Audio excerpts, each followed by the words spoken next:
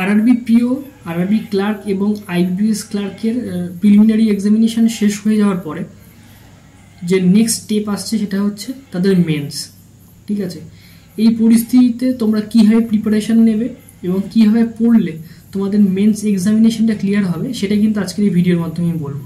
তো তাই ভিডিওটা খুব গুরুত্বপূর্ণ হতে চলেছে, শেষ পর্যন্ত দেখবে। ভিডিওটা ভালো লাগলে একটা লাইক করে দেবে, আর চ্যানেলে নতুন হলে সাবস্ক্রাইব করে দিও। তো যাই হোক, যারা আইবিএস, আরআরবি পিও এবং আরআরবি ক্লার্ক, পাশাপাশি আইবিএস ক্লার্কের মেন্স পরীক্ষা দিতে যাবে, তারা অবশ্যই মাথায় রাখবে যে আরআরবি পিও মেন্সে কোয়ালিফাই করলে তারপর আরও একটা স্টেপ থাকবে, সেটা হচ্ছে ইন্টারভিউ। কিন্তু আরআরবি ক্লার্ক এবং আইবিএস ক্লার্কের মেন্স পাস করলে কিন্তু তোমাদের হয়ে যাবে, সেক্ষেত্রে কিন্তু আর কোনো সেরকম স্টেপ থাকছে না। তো তোমাদেরকে মাথায় রাখতে হবে যে এই আরআরবি পিও এবং ক্লার্ক, পাশাপাশি আইবিএস ক্লার্ক, এই মেন্সটা কিন্তু খুব গুরুত্বপূর্ণ হতে চলেছে। তো তোমরা কীভাবে পড়বে সেটা নিয়ে আজকে আমি ডিসকাস করব। প্রথমে মনে রাখতে হবে যে আরআরবি পিও এবং আরআরবি ক্লার্কে সাধারণত যে সাবজেক্টগুলো থাকছে, মানে কোয়ান্ট, তারপর রিজনিং, ইংলিশ, জেনারেল অ্যাওয়ারনেস, আর সাথে থাকছে কম্পিউটার, আরআরবি এবং পিও এবং ক্লার্কে। আইবিএস ক্লার্কে সেম সাবজেক্ট থাকছে, শুধুমাত্র সেখানে কম্পিউটার থাকবে না। ঠিক আছে, সেখানে কম্পিউটার অ্যাওয়ারনেস কিন্তু থাকছে না। তো তোমাদেরকে আরআরবি পিও এবং আরআরবি ক্লার্কের সাথে আইবিএস ক্লার্কের মেন্সের পার্থক্য শুধু এক জায়গাতেই, যে সেখানে কম্পিউটার থাকছে না আর এখানে কম্পিউটার থাকছে। ঠিক আছে, আরআরবি পিও ক্লার্কে কম্পিউটার থাকছে আর হচ্ছে আইবিএস ক্লার্কে কম্পিউটার থাকছে না। তো তোমাদের কমন যেটা থাকছে সেটা হচ্ছে কারেন্ট অ্যাফেয়ার্স। ঠিক আছে, তো তোমরা কারেন্ট অ্যাফেয়ার্স যদি পড়া শুরু করে দাও তাহলে কি হচ্ছে, তোমার 3টে এক্সামের জন্য কিন্তু কভার করছে, আরআরবি পিও, ক্লার্ক এবং আইবিএস ক্লার্ক। এবার তোমাকে বাকি থাকলো তোমার কোয়ান্ট আর হচ্ছে রিজনিং পোর্শন।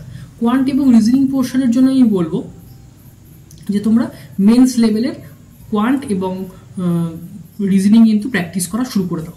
ঠিক আছে, হাই লেভেলের যেগুলো তোমার ডিআই থাকছে, মূলত ডেটা ইন্টারপ্রিটেশন, ডেটা অ্যানালিসিস যেগুলো থাকছে সেগুলো করো, তাহলে কিন্তু তোমার কোয়ান্ট সেকশনটা ইমপ্রুভ হতে থাকবে।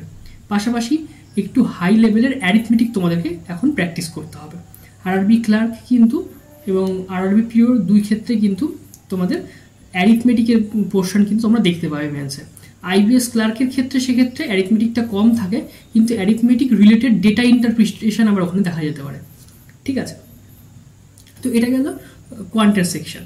আর কোয়ান্টের সেকশনে তোমরা প্র্যাকটিস করবে যেগুলো তোমার রং নাম্বার সিরিজ, ঠিক আছে, আসলেও আসতে পারে wrong number series, DI, arithmetic, এগুলো তোমাদের কিন্তু প্র্যাকটিস করতে হবে। পাশাপাশি আর কি করবে, রিজনিংয়ের ক্ষেত্রে যদি বলি, রিজনিংয়ের ক্ষেত্রে একটা ইম্পর্টেন্ট বিষয় সেটা হচ্ছে পাজেলের পাশাপাশি আমি বলবো মেশিন ইনপুট আউটপুট। ঠিক আছে, মেশিন ইনপুট আউটপুট যারা তোমরা রিজনিংয়ের এই পোর্শনটা কমপ্লিট করেছো তারা দেখতে পাবে যে বিভিন্ন মেশিন ইনপুট আউটপুটের প্রবলেম থাকে, সেগুলো কিন্তু তোমাদেরকে সলভ করতে হবে। পাশাপাশি কি থাকছে, পাজেল, হাই লেভেলের যে পাজেলগুলো হয় সেগুলোকে কিন্তু গুরুত্বপূর্ণ কিন্তু থাকছে। তবে আমি পাশাপাশি একটা কথা বলবো, আইবিএস ক্লার্কের ক্ষেত্রে পাজেলের থেকে নন পাজেল সেকশনগুলোর দিকে একটু বেশি নজর দেওয়া উচিত। ধরো ব্লাড রিলেশন, ঠিক আছে, ডিরেকশন যেগুলো থাকছে সেগুলো কিন্তু খুবই গুরুত্বপূর্ণ। এবার চলে আসি ইংলিশ পোর্শনে।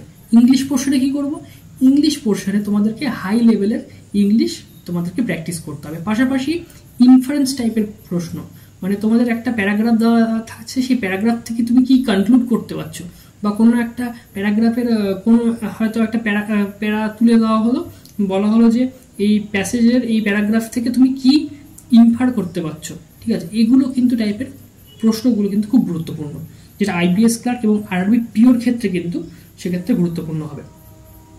পাশাপাশি ইংলিশে কি থাকছে, ডাবল ফিলার বলো, প্যারাজাম্বেল বলো, যেগুলো থাকে সেগুলো কিন্তু তোমাদেরকে ভালো মতো করে প্র্যাকটিস করতে হবে, এবং সেগুলো মেন্স লেভেলের। তো তোমরা এগুলো কোথা থেকে প্র্যাকটিস করবে, তোমরা যে মক টেস্ট বা মক পেপার যেগুলো কিনেছো বা ফ্রিতে যেগুলো বিভিন্ন ওয়েবসাইটে যে মক পেপারগুলো থাকছে সেগুলো ধরে ধরে কিন্তু তোমাকে প্র্যাকটিস করতে হবে। তাহলে তোমার কি এই ইংলিশের প্রিপারেশনটা তৈরি হবে কিন্তু এই মক পেপার থেকে।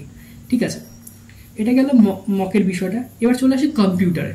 কম্পিউটার আরআরবি পিও এবং আরআরবি ক্লার্কে যেহেতু কম্পিউটার অ্যাওয়ারনেস থাকছে, তাহলে তোমায় কী করতে হবে, তোমায় যে প্রথমে আগে কম্পিউটার সিলেবাসটা অনুযায়ী কমপ্লিট করে নেওয়ার পরে, সিলেবাসটা কমপ্লিট করে নেওয়ার পরে, থিওরি কমপ্লিট করে নেওয়ার পরে কিন্তু তোমায় সরাসরি চলে আসতে হবে কোশ্চেন পেপারে, এবং যে কোশ্চেন বিভিন্ন যে এমসিকিউসগুলো থাকে সেগুলো কিন্তু তোমাদেরকে সলভ করতে হবে। কারণ এমসিকিউজের ওপর ডিপেন্ড করে অনেকটা বিষয় ক্লিয়ার হয়। তাহলে কি কম্পিউটারের ক্ষেত্রেই হলো প্র্যাকটিস, যতটা তোমার থিওরিতে জ্ঞান থাকা দরকার সেটুকু রেখে তোমায় কিন্তু প্র্যাকটিস করে যেতে হবে, তাহলেই কিন্তু তোমার কম্পিউটারের নাম্বারটা ইমপ্রুভ করবে। ঠিক আছে, আরআরবি ক্লার্কের মেন্সের রিজনিং এবং কোয়ান্ট খুব সহজ থাকে, মানে সহজ বলতে মেন্স লেভেলে যেরকম হওয়ার কথা সেই রকম লেভেলে কিন্তু অতটা কঠিন থাকে না।